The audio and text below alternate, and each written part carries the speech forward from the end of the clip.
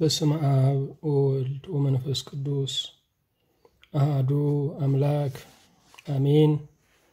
እንደምን አደራችሁ? እንደምን ሰነበታችሁ? ምህረቱ ብዙ የሚሆን በቸርነቱ የዚህ ሰዓት ሰው ያደን የሰራዊት አምላክ እግዚአብሔር ስሙ የተመሰገነ ይሁን። በእግዚአብሔር ቸርነት የትምህርታችን ርዕስ ጅማሬ ታናሽ ቢሆንም የሚል ነው። መጽሐፈ ኢዮብ ምዕራፍ 8 ቁጥር 7 ላይ ያለ የእግዚአብሔር ቃል ነው። ጅማሬ ታናሽ ቢሆንም ፍጻሜ እጅግ ይበዛል። ጅማሬ ታናሽ ቢሆንም ፍጻሜ እጅግ ይበዛል። ሁሉን የምትይዝ ሁሉንም የምትገዛ የጌታችን የመድኃኒታችን የኢየሱስ ክርስቶስ አባት እግዚአብሔር ሆይ እናመሰግንሃለን። የመጽናናት ሁሉ አምላክ እግዚአብሔር ሆይ ስላጽናናህን፣ ስላበረታህን፣ ስንቆስል ስለፈወስከን፣ ስንደክምም ስላበረታህን፣ ጨለማን አሳልፈ ብርሃን ስለሰጠህን፣ የዚህ ቀን ባለቤቶችም ስላደረከን ምስጋና እናቀርብልሃለን። የተወደድክ አምላካችን እግዚአብሔር ሆይ ከጠዋት እስከ ማታ ፍቅርህ የማይለወጥ ከልጅነት እስከ ሽበት ከሕፃንነት እስከ ሞት ድረስ የማትለየን አምላካችን ስለሆንክ እናመሰግንሃለን። ተወዳጅ እግዚአብሔር ሆይ ስለ ቸርነትህ ስለ ምሕረትህ ታላቅነት ያለንበትን ሁኔታ እኛ ብንንቀው ሰዎችም ቢያጣጥሉት አንተ ግን ታላቅ ነገር በውስጡ ያየህበት ስለሆነ ነገን ያየህልን ጌታችን ሆይ በእውነት እናመሰግንሃለን። ነገን ብቻ አይደለም ዘላለማችንም በአንተ ስለታየ በእውነት እናመሰግንሃለን። ለጊዜው የወደድከው ለቀን መግፊያ የቀረብከው ማንም የለም። ያንተ ፍቅርህ ዘላለማዊ ነው። መውደድህ የማያረጅ ነው። ከዘበን ዘበንም የሚያፈቅር ያንተ ልብ ብቻ ነው። ስለዚህም እናመሰግንሃለን። አምላካችንና ንጉሳችን እግዚአብሔር ሆይ እንደ ቸርነትህ ግዛቶች ሲታጠፉ ያንተ ግዛት ግን ጸንቷል። ነገስታት ሁሉ ሲያልፉ አንተ ግን በክብርህ በሕያውነትህ አለ። አሁንም ይህንን ታላቅነትህን በልቦናችን እንድትስልብን በአፋችን እንድትሞላብን የምንመሰክረው የምንዘምረው ያንተን ጌትነትና ከፍታ እንዲሆን አቤቱ እንጠይቃለን። ጌታ እግዚአብሔር ሆይ ለመጀመር የፈራነው ነገር ትንሽ ነው ብለን ለመዝራት ያፈርንበት ነገር ሁሉ ደግሞ ጌታ ሆይ በአንተ ኃይል በአንተ አቅም በአንተ ራእይ አግኝቶ ደግሞ በብዙ እንዲያፈራ በብዙም እንዲበዛ ጌታ ሆይ እንጠይቃለን። ስለ ቸርነትህ ይህንንም ቃል ደግሞ ባርከህ እንድትሰጠን ለነፍሳችንም በጥልቀት አንተ እንድትናገራት በመንገዳችን ደግሞ ያለንን ሩጫ ሁሉ ደግሞ በክብር እንድታስፈጽመን አቤቱ እንጠይቃለን። ጌታ ሆይ ስለ ሁሉም እናመሰግንሃለን። ክብር ምስጋና በማደሪያህ ላንተ ይሁን። በአንድ ልጅ በኢየሱስ ክርስቶስ በእርሱ ያለ ክብር ጽን ላንተ ይገባሃል። ከእርሱ ጋራ ከመንፈስ ቅዱስም ጋራ ትክክል የሚሆን ዛሬም ዘወትርም ለዘላለሙ አሜን። የእግዚአብሔር የአምላካችን ስሙ የተመሰገነ ይሁን። ርዕሳችን ጅማሬ ታናሽ ቢሆንም የሚል ነው። ጅማሬ ታናሽ ቢሆንም ፍጻሜ እጅግ ይበዛል የሚል የመጽናናት ቃል፣ የብርታት ቃል፣ የመነቃቃት ቃል በቅዱስ መጽሐፋችን ላይ ሰፍሯል። ከትንሽ የጀመረ ነገር የሚያድገው ወደ ትልቅ ነው። ከትልቅ የጀመረ ነገር ደግሞ የሚያድገው ወይም የሚወርደው ወደ ትንሽ ነው። ጅማሬ ታናሽ ቢሆንም ፍጻሜ እጅግ ይበዛል የሚለው ቃል ገልብጠን ብንመለከተው ጅማሬ ታላቅ ቢሆንም ፍጻሜ እጅግ ያንሳል የሚል ነው። ብዙዎቻችን በእጃችን ያለውን ዘር እንንቀዋለን። ብዙዎቻችን አሁን ያለንን አቅም ትንሽ ነህ እንለዋለን። ብዙዎቻችን ለመጀመር እንፈራለን። ለምን ስንል ጅማሬ ታናሽ ነው የሚል ስጋት አለብን። እግዚአብሔር ግን ትንሹን ትልቅ፣ መሰረቱን ጉልላት፣ ዘሩን ፍሬ፣ እፍኙን ኩንታል እንደሚያደርገው እንዘነጋለን።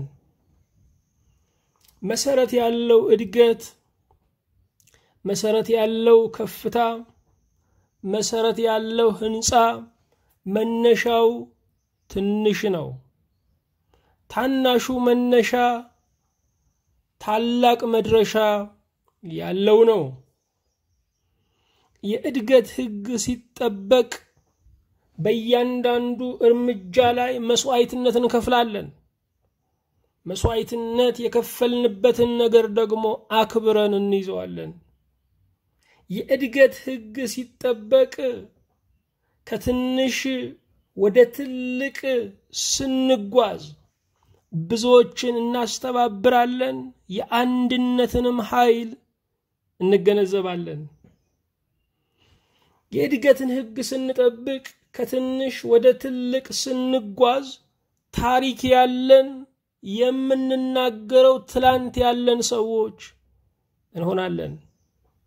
ብዙ ሰዎች አሁን ባሉበት ከፍታ ላይ እንደዚሁ እንደኖሩ አድርገው ለማውራት ይፈልጋሉ። እንዳሉ ያሉ ሆነው ለመናገር ይከጅላሉ። ነገር ግን የሰው ታሪክ ጣዕም የሚኖረው ከታናሽነት ወደ ታላቅነት ማደግ ሲችል ነው። በምቾት የኖሩ እንዳሉ ያሉ ሰዎች ምንም ታሪክ የሌላቸው የህይወትን ከፍታና ዝቅታ ያልተለማመዱ ሰዎች ናቸው። እነዚህ ሰዎች ለነገሮች ዋጋ ላይሰጡ ይችላሉ። እነኚህ ሰዎች በትላንትናቸውና በዛሬያቸው መካከል ምንም ልዩነት ስለሌለ የህይወት ደስታ ላይኖራቸው ይችላል። እነኚህ ሰዎች ከጅማሬ እስከ ፍጻሜ ያለውን የእግዚአብሔርን ማዳን፣ የእግዚአብሔርን ረዳትነት ባለማየታቸው እምነት ላይኖራቸው ይችላል። እድገት ያለው ነገር ግን ጸሎት አለው። እድገት ያለው ነገር ተስፋ አለው። እድገት ያለው ነገር ፍቅር አለው። እድገት ያለው ነገር ህብረት አለው። እድገት ያለው ነገር እምነት አለው። እድገት ያለው ነገር አምልኮት አለው። እድገት ያለው ነገር ደስታ አለው። ጅማሬ ታናሽ ቢሆንም ፍጻሜ እጅግ ይበዛል። እግዚአብሔር ታናሽነትን የማይንቅ አምላክ ነው። እግዚአብሔር ከትንሹ ነገር ውስጥም ትልቅ ነገር ያወጣል። የጌታችን የኢየሱስ ክርስቶስ መዋዕለ ስጋዌ ለእኛ ትልቅ የመንፈሳዊ ትምህርት ቤታችን ነው። ጌታችን ኢየሱስ ክርስቶስ በስጋዌው ጉዞ በቤተልሔም በተናቀች ከተማ፣ ከተናቀችው ከተማ ደግሞ በበረት ውስጥ ተወለደ። በበረት የተወለደው ከእስራኤል አእላፋት ከተሞች በተናቀችው በቤተልሔም፣ ያውም ደግሞ በቤተልሔም እንኳ በተናቀው በበረት ውስጥ የተወለደው ክርስቶስ በደብረ ዘይት ከፍ ባለው ተራራ ላይ ሽቅብ ወደ ሰማይ ነው ያረገው።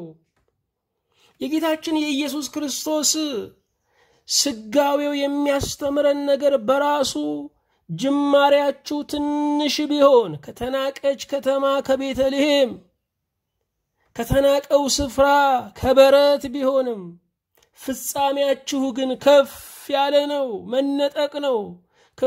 ፍጻሜያችሁ ከፍ ያለ ነው፣ ከጌታ ጋር ለመኖር በዘላለም ቤት መሰብሰብ ነው።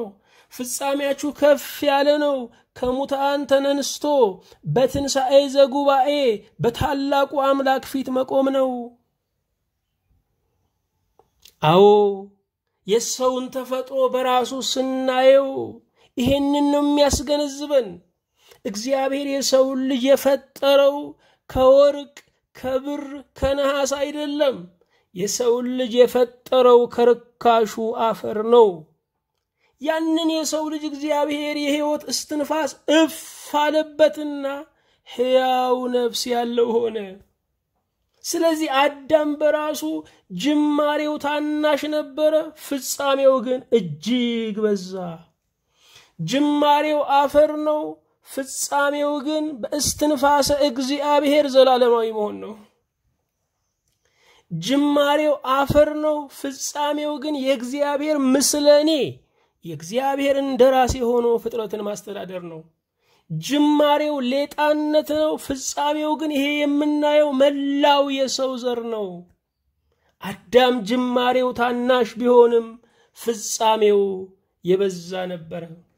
ስለዚህ ተፈጥሯችን በራሱ ታናሽ ጅማሬ ወደ ታላቅ ፍጻሜ እንደሚበዛ የሚናገር ነው። ዛሬ ሌጣነታችን ያስፈራናል፣ እንዳንጀምር ተው ይለናል። ዛሬ የድሃ ልጅ መሆናችን፣ ዛሬ ብዙ የውድቀት ሕይወት ማሳለፋችን፣ ዛሬ ጀርባችን መላጣ መሆኑ፣ እገሌ ብለን የምንጠራው ዘመድ ወገን አለመኖሩ ባለ ራእይ እንዳንሆን ተቀመጡ ይለናል። ነገር ግን ቃሉ ጅማሬ ታናሽ ቢሆንም ፍጻሜ እጅግ ይበዛል ይለናል። ታናሽ የተባለው ነገር ልክ አልተቀመጠለትም። ጅማሬያችን ታናሽ ቢሆንም አንድ ዘር ብትሆንም፣ ጅማሬያችን ታናሽ ብትሆንም አንድ አቅም ብትሆንም፣ ጅማሬያችን ታናሽ ብትሆንም አንድ መነሳሳት ብቻ ብትሆንም ፍጻሜዋ ይበዛል። እግዚአብሔር የፍጻሜ አምላክ ነው። እግዚአብሔር የፍጻሜ አምላክ ነው። ልብ አድርጉ።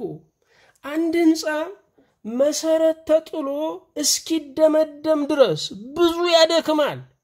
ቤተ ሰሪ ደም የለውም እስኪባል ድረስ ሰሪውን ያዝላል።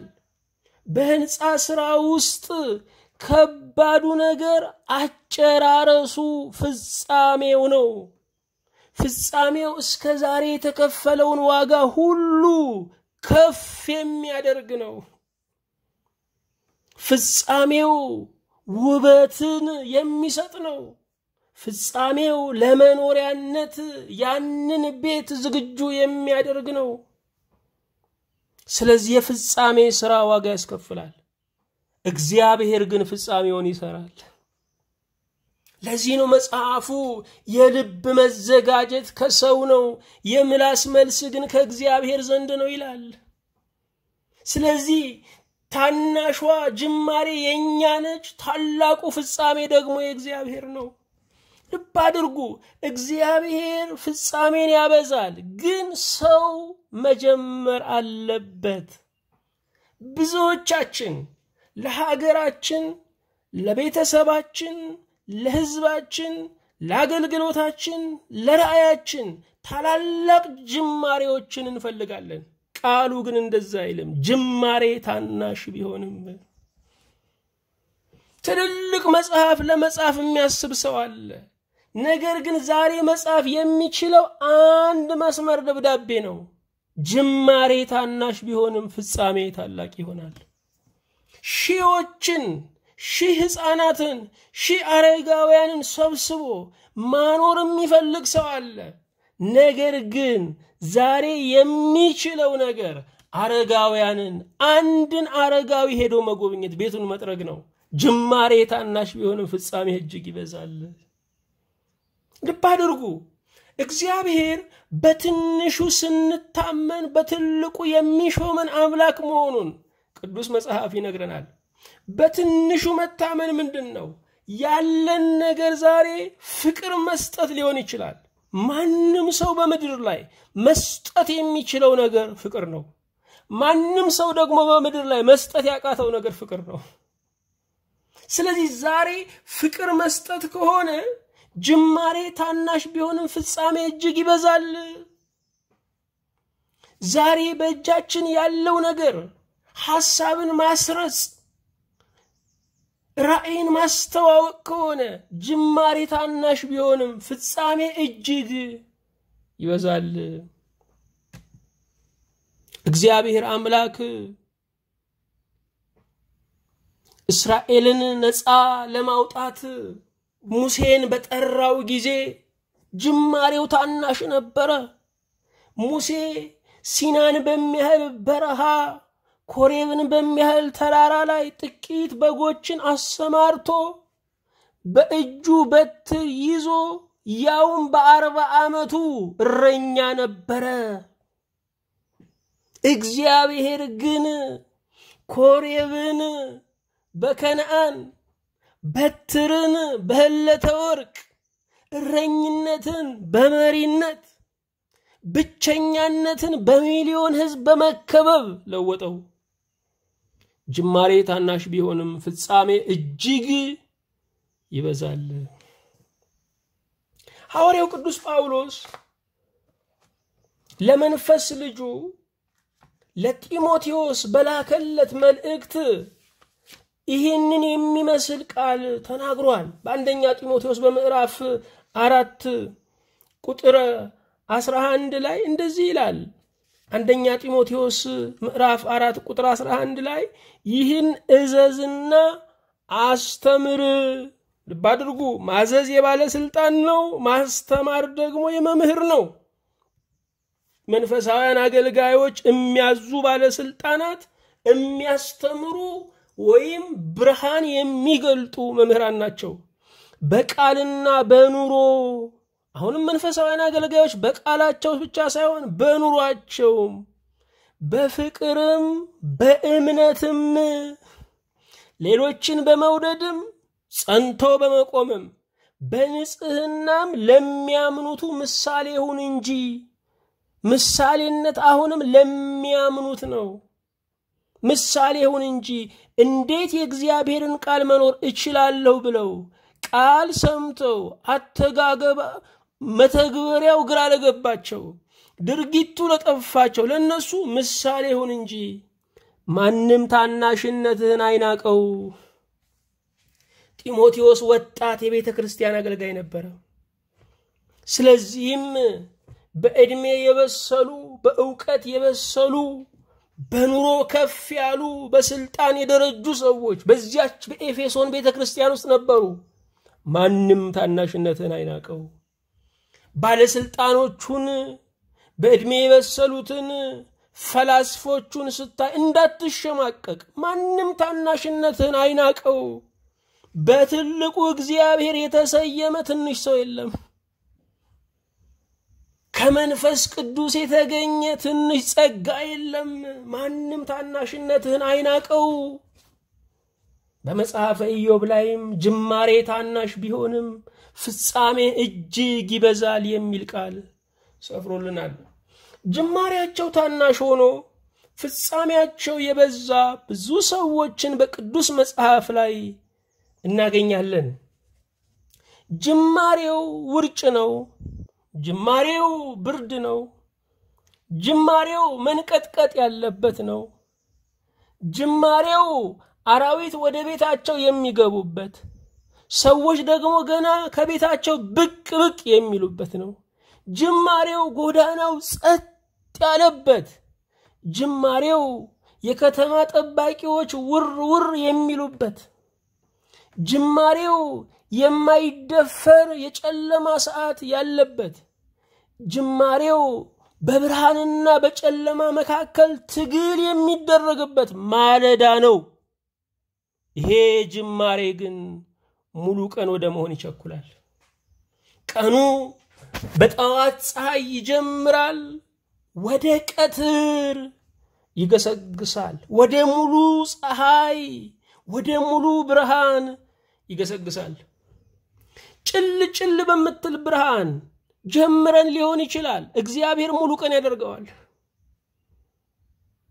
ግርዶሽ ባለበት ጨለማ በሚታገልበት ሰዓት ተነስተን ሊሆን ይችላል፣ እግዚአብሔር ግን ሙሉ ቀን ያደርገዋል። በጅምሩ የጠራ ነገር የለም። በጅምሩ የተዋበ ነገር የለም። አንድ ህንፃ የሚሰራበትን አካባቢ ተመልከቱት። በሙሉ አካባቢው ጭቃ በጭቃ የሆነ ነው። የወደፊቱ የሚታየው ሰው በጣም ጥቂት ነው። ያ ጭቃ በጭቃ የሆነው ያ የተቆፋፈረው ያ ለዓይን የሚያምር ነገር የሌለበት ያ ማጥ የበዛበት ያ ለመሰረት ጉድጓድ የተቆፈረበት ያ ውሃ የሞላበት ነገር ፍጻሜው እጅግ ያማረ ይሆናል።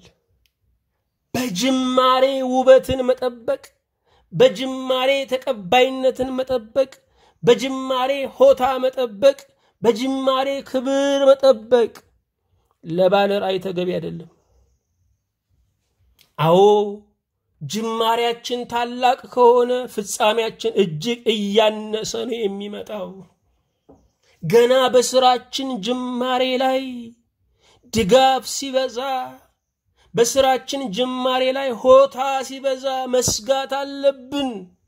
ምክንያቱም ለኛ እንኳን ጥርት ብሎ ባልታየን ራእይ ውስጥ ሰዎች በሙሉነት ያወቁ ያህል ሆ ሲሉ መደንገጥ አለብን። እንደውም ሊቃውንቶቻችን እንደሚነግሩን የሀገራችን ሰው ሲያወድስህ ምን አጠፋው በል ይላሉ። በአብዛኛው እውነት የሚቆረቁረው፣ በአብዛኛው ሊቅ ገዳይ፣ በአብዛኛው አጫዋችና ዘፋኛ ሞጋሽ ነው። ሊቃውንት የማይስማሙት ከአዋቂ ጋር መዋል የሚረብሸው ነው። በሀገራችን ፌዘኞች በሚሊዮኖች ሲደመጡ፣ ሊቃውንት ግን በር ተቆልፎባቸው ከቤት ሰራተኛ ጋር ይኖራሉ። ሊቃውንትን ገድላ ሊቅ ዕውቀት የምትፈልግ ሀገር ባለ ራእዮችን ቀጭታ መራመድ የምትሻ ሀገር በፍጹም ልትኖር አትችልም። አንድ ነገር ተገንዘቡ፣ ክብር የሌለው ሀገር አያድግም። እድገት የሚመጣው ክብር ሲኖር ነው። አዋቂ በዕውቀቱ፣ ካህን በክህነቱ፣ አገልጋይ በአገልጋይነቱ፣ ሰራዊት በሰራዊትነቱ፣ ንጉስ በንጉስነቱ ሲከበር ነው። የዛሬውም ብቻ አይደለም፣ የቀደሙትን ታላላቅ ሰዎች ጭምር እያዋረድን ያለነው። እንደማናድግ ምልክቱ ይሄ ነው። ውድቀት አፋፍ ላይ እንዳለን ምልክቱ የከበሩ አባቶችን ጭምር ማዋረድ ነው። አዎ ጅማሬያችን ታላቅ ከሆነ ፍጻሜያችን እጅግ ያንሳል። ጅማሬያችን ታናሽ ከሆነ ግርታ ከፈጠረን፣ ይሄ ሰው ምን እያለ ነው ከተባለን፣ ይሄንን ሰው እንዳትከተሉት ከተባለብን፣ የዚህን ሰው ትምህርት እንዳትሰሙ መጽሐፉን እንዳታነቡ ከተባለን ፍጻሜያችን እጅግ ይበዛል። አዎ በመታገል ውስጥ የምናዳብረው ነገር አለ። በመታገል ውስጥ የምናዳብረው ነገር አለ። እንቁላሏን ሰብራ ለመውጣት የምትፈልግ አንዲት ቢራቢሮን አስቡ፣ ወይም ሌላ ፍጥረትን አስቡ። ውስጥ ያለው ትግል አሳስቷችሁ፣ ውስጥ ያለው ትግል አሳዝኗችሁ ያንን እንቁላል በጥታችሁ፣ ያንን እንቁላል ሰብራችሁ ብታወጧት ወዲያውኑ ትሞታለች። ለምን? በመታገሏ ውስጥ መብረር የምትችልበትን አቅም እያዳበረች ትመጣለች። በመታገሏ ውስጥ ሰውነቷ እየተፍታታ ደም ስሯ ደም ማመላለስ ይጀምራል። ስትወጣ በቀጥታ መብረር ትጀምራለች። እግዚአብሔር በመታገል ውስጥ እንድንበር፣ በመታገል ውስጥ ከፍ ብለን እንድንወጣ ያደርጋል። ስለዚህ ያለ ችግር እንድንሆን መመኘት፣ የምንወዳቸው ያለ ችግር እንዲሆኑ መመኘት ከፍ ብለው እንዳይበሩ ያደርጋቸው ይችላል። ጅማሬ ታናሽ ቢሆንም ፍጻሜ እጅግ ይበዛል። ሰይጣን ጅማሬን አይንቅም። ሰይጣን ከጅማሬው ሊቀጨን ይነሳል። በልምዱ ብዙ ታናናሽ ሰዎች፣ ጅማሬያቸው ታናሽ የሆኑ ሰዎች ትልቅ ሆነው እንዳደከሙት ያውቃል። አንድ ማንስተው ነገር ከኛ በተሻለ ሰይጣን የውጊያ ልምድ አለው። በእግዚአብሔር ዕውቀት ግን እንገዳደረዋለን። በእግዚአብሔር ዕውቀት ግን ድል እንነሳዋለን። ጅማሬያችን ታናሽ ቢሆንም ፍጻሜያችን እጅግ ይበዛል። ይሄንን በነብዩ በኤልሳ ሕይወት ላይ ፍንትው ብሎ እናየዋለን። ኤልሳ የታላቁ ነቢይ የኤልያስ ደቀ መዝሙር ነው። ኤልሳ አገልግሎቱን የጀመረው በኤልያስ ጣቶች ላይ ውሃ ከማፍሰስ እጅ ከማስታጠብ ነው። ይጠራበት የነበረውም በነብዩ እጅ ላይ ውሃ የሚያፈሰው ሰው ተብሎ ነው። አገልግሎትን የጀመረው አገልጋዩን በማገልገል ነው። አገልግሎትን የጀመረው አገልጋዩን በመራዳት ነው። ኤልያስ ኤልሳዕን ከታናሽነት ጀምሮ አሳደገው። ኤልያስ አገልግሎቱን በፈጸመና በክብር ባጠናቀቀ ጊዜ የእግዚአብሔር መንፈስ በኤልያስ ላይ የነበረው የእግዚአብሔር መንፈስ በኤልሳዕ ላይ በእጥፍ አደረበት። ኤልሳዕም በአገልግሎቱ መጀመሪያ ላይ አንድ ነገር ገጠመው። ይህን የሚነግረን ሁለተኛ ነገሥት ምዕራፍ 2 ቁጥር 23 ነው። የኤልያስ መንፈስ በእጥፍ አድሮበታል። መጎናጸፊያውን በእጁ ይዟል። አሁን ወደ አገልግሎት ለመሰማራት በመጀመሪያው ቀን ላይ አንድ ነገር ገጠመው። እንዲህ ይላል ቃሉ፣ ከዚያም ወደ ቤተልሔም ወጣ። በመንገድም ሲወጣ ብላቴናዎች ከከተማይቱ ወጥተው አንተ መላጣ ውጣ፣ አንተ መላጣ ውጣ ብለው አፌዙበት። ዘወርም ብሎ አያቸው፣ በእግዚአብሔርም ስም ረገማቸው። ከዱርም 2 ድቦች ወጥተው ከብላቴናዎቹ 42ቱን ሰባበሯቸው። ከዚያም ወደ ቀርሜሌዎስ ተራራ ሄደ፣ ከዚያም ወደ ሰማርያ ተመለሰ ይላል። ልብ አድርጉ። እነዚህ ሕፃናት እድሜያቸው የተቀጨው በምን ምክንያት ነው? ቅዱሱን ባለማክበር፣ እግዚአብሔር ያከበረውን ባለማክበር ነው። እነዚህ ብላቴናዎች ምናልባት ቤተሰብ በአስተዳደግ በድሏቸው ሊሆን ይችላል።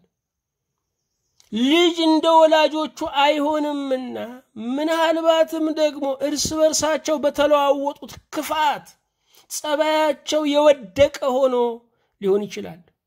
ብቻ እነዚህ ብላቴናዎች ኤልሳዕን የኤልያስን መንፈስ በእጥፍ በተቀበለበት ቀን፣ ለአገልግሎት ሀብሎ በጀመረበት ቀን አንተ መላጣ፣ አንተ መላጣ ከከተማይቱ ውጣ እያሉ ሰደቡት፣ አፌዙበት። የተከበረውን አዋረዱ። የእግዚአብሔርን ሰው ከከተማችን ውጣልን አሉ። መፍትያቸውን ገፉ፣ በረከታቸውን ገፉ። በረከቱን የገፋ የሚያገኘው መርገምን ነው። እነዚህ ብላቴናዎች ያንን የከበረውን ጸጋ እግዚአብሔር የነበረበትን መንፈስ እግዚአብሔር የረበበበትን ሰው በማዋረዳቸው ምክንያት ኤልሳዕ አዝኖ በእግዚአብሔር ስም ረገማቸው። ከዱርም 2 ድቦች ወጥተው ሰባበሯቸው። በዛ ቀን 42 ብላቴናዎች ወጣቶች ሞቱ። ወጣቶች እግዚአብሔር ያከበረውን ካላከበሩ፣ ወጣቶች እግዚአብሔር የሾመውን ካላከበሩ፣ ወጣቶች እግዚአብሔር የቀባውን ካላከበሩ ዘመናቸው ይቆረጣል። ምክንያቱም አባትንና እናትህን አክብር፣ እግዚአብሔር በሚሰጥ ምድር እድሜህ እንዲረዝም ይላል። ልብ አድርጉ። አባትና እናትህን አክብር የሚለው በረከት ያዘለ ነው። ሌሎች ትእዛዛት ደረቅ ትእዛዛት ናቸው። ይሄኛው ትእዛዝ ግን እግዚአብሔር በሚሰጥ ምድር እድሜ እንዲረዝም ይላል። የእግዚአብሔር አገልጋዮች በቃሉ የሚወልዱን አባትና እናቶች ናቸው። እነርሱን ማክበር እድሜን ያረዝማል፣ አለማክበር ደግሞ እድሜን ይቆርጣል። እንኳን ትልቅ ሰው ትልቅ ዛፍም ይከበራል፣ ዘለው አይቆርጡትም። ወጣቶች በስርዓት እግዚአብሔርን በመፍራት ካላደጉ ትልልቆችን ለማዋረድ ይነሳሉ። ትልልቅ ዛፎችን ለመቁረጥ ይነሳሉ። ያ ዛፍ ለማደግ የፈጀበት ጊዜ አይታያቸው። የእድሜ ድህነት ስላለባቸው የእውቀትና የማስተዋል ድህነትም አለባቸው። ፍጻሜው ምንድነው ስንል መቆረጥ ነው። የንጉሱ የቀዳማዊ ኃይለ ሥላሴ ሥርዓት ወደ ጀንበር መጥለቂያ ያዘቀዘቀ ሲመጣ የየሰው ሀገርን እግዚአብሔር የለሽ ትምህርትና ርዕዮት ይዘናል የሚሉ ወጣቶች ሽማግሌውን በመንገድ አናሳልፍም ብለው ቄሱን መምሪያ በደላ ያሉ ያዋረዱ ሼሁን ደግሞ እንደዚሁ በማይወደው ስያሜ እየጠሩ ሽማግሌውን መንገድ ማለፊያ ከልክለው ነበር። ያ ትውልድ በጎዳና ወድቆ ቀረ። በጎዳና የወደቀው ሰው ብቻ ሳይሆን ጭንቅላትም ነው ተብሏል። በኢትዮጵያ ውስጥ የአንድ ትውልድ ክፍተት እስኪነሳ ድረስ የሚያጋጥም ትውልድ እስኪታጣ ድረስ ብዙ ወገን ረገፈ። ብዙ ፊደል የቆጠረ ወገን አለቀ። ምን ነበር ምክንያቱ ስንል የከበረውን አለማክበር ነው። 57 ዓመታት ያህል የገዙ ንጉስን የ80 ዓመት ሽማግሌን ቢጦሩ ክብር ነው። እሳቸውን ወህኒ አውርደን እሳቸውን አንቀን የገደል ነው። ፓትርያርክን ብፁዕ ቅዱስ ሰማዕት አቡነ ቴዎፍሎስን አንቀን የገደል ነው። የከበሩትን ስናዋርድ ዘመናችን እየተቆረጠ ይመጣል። ይሄንን የሚደፍሩ ደግሞ ወጣቶች ናቸው። ስለዚህ አንድ ወጣት ባንገቱ ላይ ሰይፍ ታስሮ ይዞራል የምንለው የከበሩትን ሲያዋርድ ነው። እግዚአብሔር ለቅባቱ ክብር አለው። ዛሬ ብቻ አይደለም ከሞቱ ዓመታት ያለፋቸውን የከበሩትን ጭምር እግዚአብሔር ያከብራል። ለዚህ ነው ጻድቃንን የሚጠሉ ይጸጸታሉ የሚለው። ነብዩ ኤልሳዕን ያዋረዱ እነዛ ብላቴናዎች ተረገሙ። ስለዚህም በዛ ቀን በታላቅ ቅጣት ሞቱ። ልብ አድርጉ። ኤልሳዕ በአገልግሎቱ የመጀመሪያው ቀን ሙገሳ አልጠበቀውም፣ ሆታ አልጠበቀውም፣ ጭብጨባ አልጠበቀውም። የጠበቀው በማይሰደብበት ነገር መሰደብ ነው። በመላጣነት መሰደብ ነው። መላጣነት አያሰድብም። የተቀበለው እንጂ ያመጣውም ነገር አይደለም። በአገልግሎቱ የመጀመሪያ ቀን ስድብ ገጠመው። አዋራጆች ገጠሙት። የከተማ ወጣቶች ሰላማዊ ሰልፍ ወጡበት፣ መፈክር አሰሙበት፣ ውጣልን አሉት፣ አፌዙበት። አንተ መላጣ፣ አንተም ብሎ ሰባኪ፣ አንተን ብሎ የኤልያስ ተከታይ፣ አንተን ብሎ የራእይ አስቀጣይ ብለው አፌዙበት። ጅማሬ ታናሽ ቢሆንም የኤልሳዕ ጅማሬ ታናሽ ነበረ። ስድብ ያለበት፣ ውጣልን የተባለበት 42 የሚጠጉ ወጣቶች እየጮሁ ያፌዙበት ያላገጡበት። በመጀመሪያ አገልግሎት ቀናችሁ እንዲህ ቢገጥማችሁ ምንድነው የምትሆኑት? የመጀመሪያ ቀን ሲዘምሩ የተፌዘባቸው ዝም ብለው ቀርተዋል። የመጀመሪያ ቀን ሲዘፍኑ የተጮህባቸው በዛው ጥለው ወጥተዋል። ኤልሳዕ ግን በእግዚአብሔር የጀመረውን አገልግሎት በሰው አላቆመው።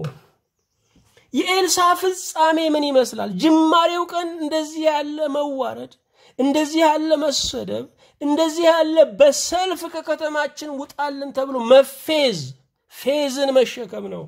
በመጨረሻው ዘመኑ እንዲህ ይላል። ሁለተኛ ነገሥት 13 ቁጥር 14 ላይ ኤልሳዕም በሚሞትበት በሽታ ታመመ። የእስራኤልም ንጉስ ዮአስ ወደ እርሱ ወርዶ በፊቱ አለቀሰና አባቴ ሆይ አባቴ ሆይ የእስራኤል ሰረገላና ፈረሰኞች አለ። የእስራኤል ንጉስ ዮአስ እየው አንተ መሞቻ ጊዜ ቀረበ፣ ካንተ መታመም የእስራኤል ነገር ያሳስባል፣ የኔ ንግስና ያሳስባል። የእስራኤል ሰረገላና ፈረሶች የጦር ኃይሉን ተመልከተው ባዶ ሆነላለው። ለካ እስራኤል ከሰራዊቷ ይልቅ የምትጠበቀው በኤልሳ ጸሎት ነበር። ንጉሱ ይሄንን ያምን ነበር። ልብ አድርጉ። በኤልሳ የጅማሬ ዘመን በጅማሬው ዘመን ላይ አንተ መላጣ ተባለ። በፍጻሜው ዘመን ላይ ደግሞ አባት ሆይ አለው ንጉሱ። በጅማሬ ዘመን ላይ ከከተማችን ውጣ ተባለ። በፍጻሜ ዘመኑ ደግሞ ከተማውና ሀገሩ ያለ አንተ ምን ሊሆን ነው አለው። ጅማሬ ታናሽ ቢሆንም ፍጻሜ እጅግ ይበዛል። ኤልሳዕም ታሞ ሳለ መስኮቱን ክፈት አለው። ኤልሳዕም ቀስትና ፍላጻህን ውሰድ አለው። ቀስቱና ፍላጻዎቹንም ወሰደ። የእስራኤልንም ንጉስ እጅህን በቀስቱ ላይ ጫን አለው። እጁንም ጫነበት። ኤልሳዕም እጁን በንጉሱ እጅ ላይ ጭኖ የምስራቁን መስኮት ክፈት አለ። ከፈተውም። ኤልሳዕም ወርውር አለ። ወረወረውም። እርሱም የእግዚአብሔር መድኃኒት ፍላጻ ነው፣ በሶርያ ላይ የመድኃኒት ፍላጻ ነው፣ እስክታጠፋቸው ድረስ ሶርያውያንን በአፌቅ ትመታለህ አለው። ደግሞም ፍላጻዎቹን ውሰድ አለው። ወሰዳቸውም። የእስራኤልንም ንጉስ ምድሩን ምታው አለው። 3 ጊዜም መጥቶ አቆመ። የእግዚአብሔርም ሰው ተቆጥቶ 5 ወይም 6 ጊዜ መተው ኖሮ ሰማርያን እስክታጠፋ ድረስ በመታው ነበር። አሁን ግን 3 ጊዜ ብቻ ሶርያን ትመታለህ አለ ይላል። ወዲያው ኤልሳዕ ሞተ። ኤልሳዕ በጅማሬው ዘመን ላይ የተናቀ የተፌዘበት፣ በፍጻሜው ዘመን ላይ ደግሞ ንጉሱ እቤቱ ወርዶ አባቴ ሆይ ያለ አንተ የእስራኤል ሰራዊት ምን አቅም አለው? ያለ አንተ ጸሎት፣ ያለ አንተ ምሪት፣ ያለ አንተ ምስጢር ነጋሪነት ይሄ ሁሉ ሰረገላና ታንክ እንበል በዘመናችን አነጋገር፣ ይሄ ሁሉ ታንክ፣ ይሄ ሁሉ መድፍ፣ ይሄ ሁሉ አየር መቃወሚያ፣ ይሄ ሁሉ ኒውክሌር ጥቅም የለውም አለው። ጅማሬ ታናሽ ቢሆንም ፍጻሜ እጅግ ይበዛል። ኤልሳዕ በመጀመሪያው ቀን ወጣቶች ተሰልፈው ውጣልን ባሉበት ቀን፣ መላጣ ብለው በሰደውት ቀን፣ በአገልግሎቱና በሰብዕናው ባፌዙበት ቀን ይሄንን ህዝብ ነው ወይ የማገለግለው ብሎ ተስፋ ቆርጦ ቢቀመጥ ኖሮ በፍጻሜው ላይ የእስራኤል ንጉስ ዮአስ አባቴ ሆይ የእስራኤልን ሰረገላና ሰራዊት ተመልከተው ያለ አንተ ባዶ ነው የሚለውን ድምጽ አይሰማም ነበር። አዎ ጅማሬያችን መቀለጃ መሆን፣ ጅማሬያችን መተረቻ ቢሆንም ፍጻሜያችን ግን ክብር ይሆናል። ጅማሬያችን ከከተማ ውጡ ነው፣ ፍጻሜያችን ግን አገሩ ያለ እናንተ አይሆንም የሚል ነው። ሙሴንም አስታውሱ። ሙሴ የጀመረው በውሃ ዳር ነው። ልብ አድርጉ። ታላቅ ሆኖ የተወለደ የለም። ንጉስ ሆኖ የተወለደ ጌታችን ኢየሱስ ክርስቶስ ብቻ ነው። ታላቅ ሆኖ የተወለደ የለም። ወደ ታላቅነት ያደገ ነው ያለው። ራሱን ለትልቅ ሙያ፣ ለትልቅ ጥበብ፣ ለትልቅ አገልግሎት፣ ለትልቅ ራእይ የወለደ ብዙ ሰው አለ። ወገኖቼ ከንጉሱ ከዳዊት ቤተ መንግስት የተወለዱ ያደጉ ልጆች ሁሉ መና ነበሩ። አቤሴሎም መና ነበረ። አምኖን መና ነበረ። ከትልቅ ቤት ከትልቅ ሰው መወለድ ጥቅም የለውም።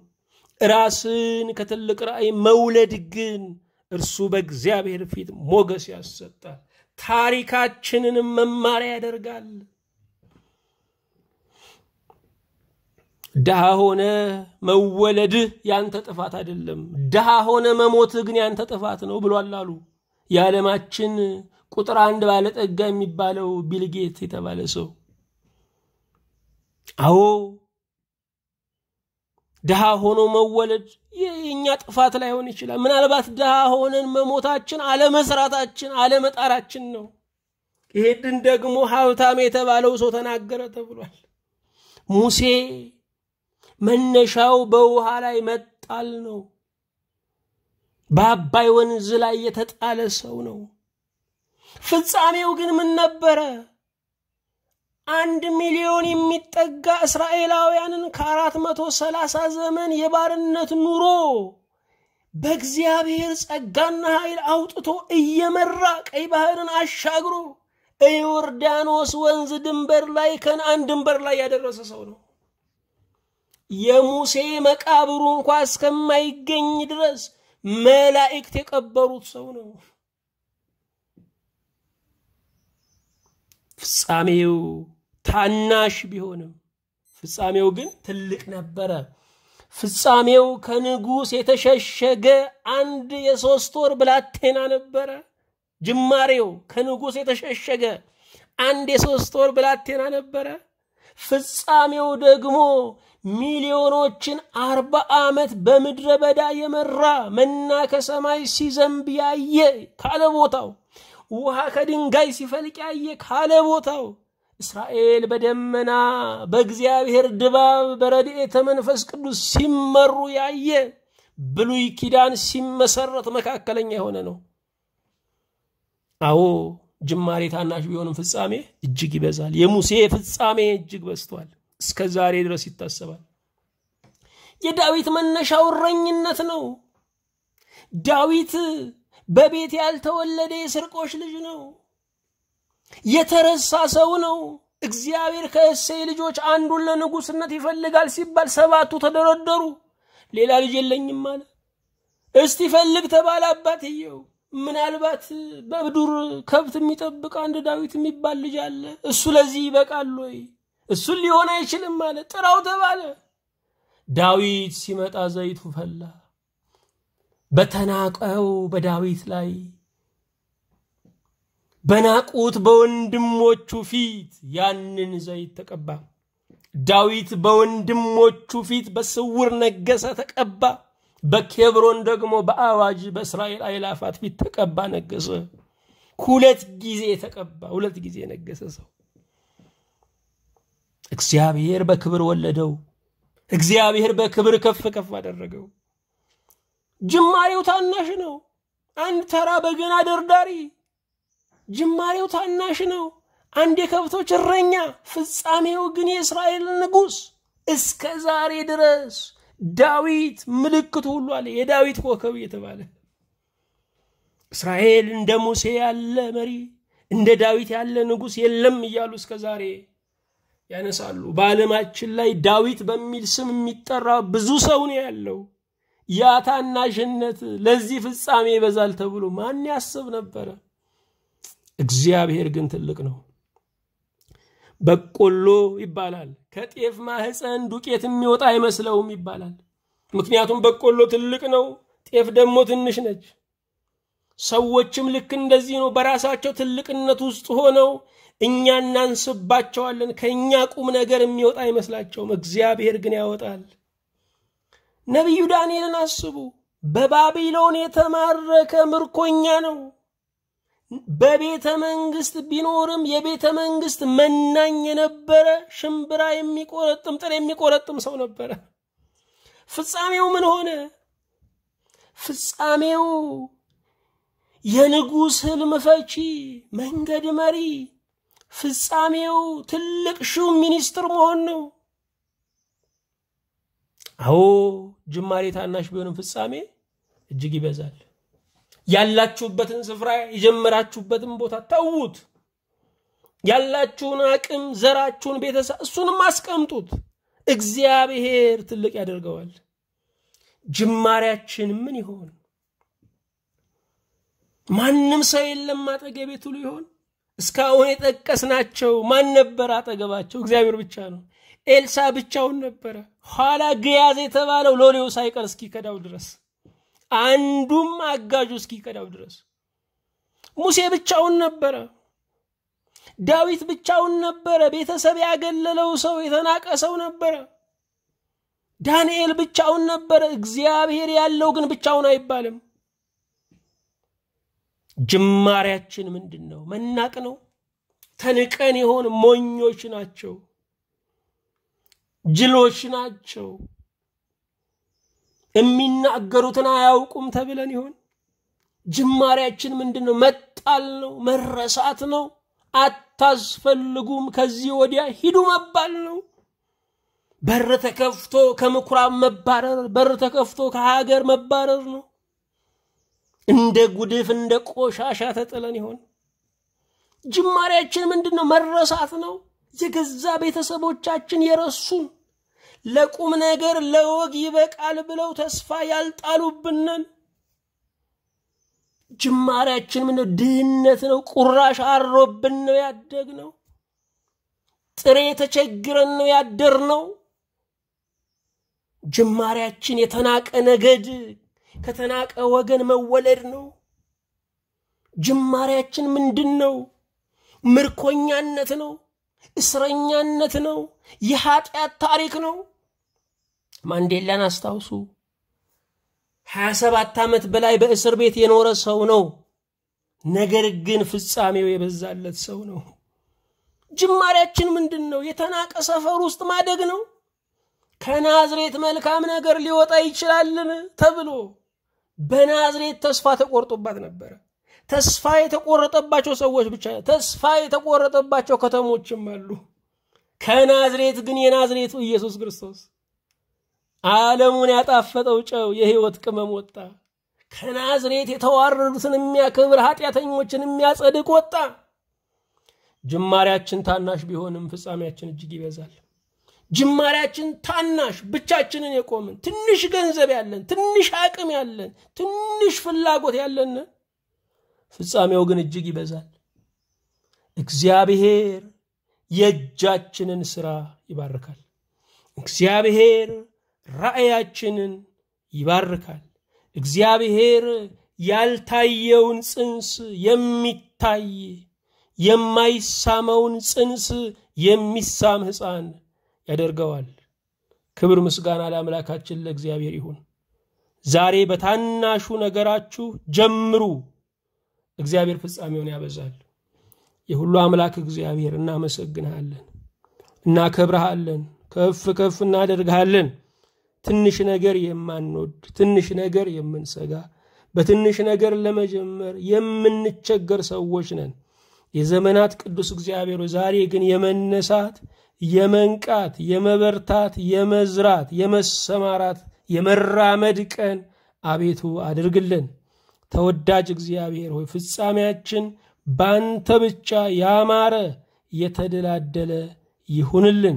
ትንሽ ዘመንን የምታበረክት ትንሽ አቅምን የምታበረክት ትንሽ ማንነትን ትንሽ ዕውቀትን የምታበረክት የሶሎሞን አምላክ እግዚአብሔር የሙሴ አምላክ እግዚአብሔር የዳዊት አምላክ እግዚአብሔር የዳንኤል አምላክ እግዚአብሔር ከአባቶቻችን ከቅዱሳኑ ከደጋጎቹ ዓለምን ከኋላቸው አንተን ከፊታቸው አድርገው በተከተሉ በቅዱሳኑ በረከት አቤቱ ባርከን። ጌታ ሆይ ፍጻሜያችን ይበዛ ዘንድ ጅማሬያችን ታናሽ ቢሆን መነሳሳትን ጌታ ሆይ ባካድለን። እናመሰግንሃለን፣ እናከብርሃለን። ለአብ ለወልድ ለመንፈስ ቅዱስ ምስጋና እንሰጣለን ዛሬም ዘወትርም ለዘላለሙ በማይፈጸም ዘመን ከልባችን እስከ አርያም አሜን።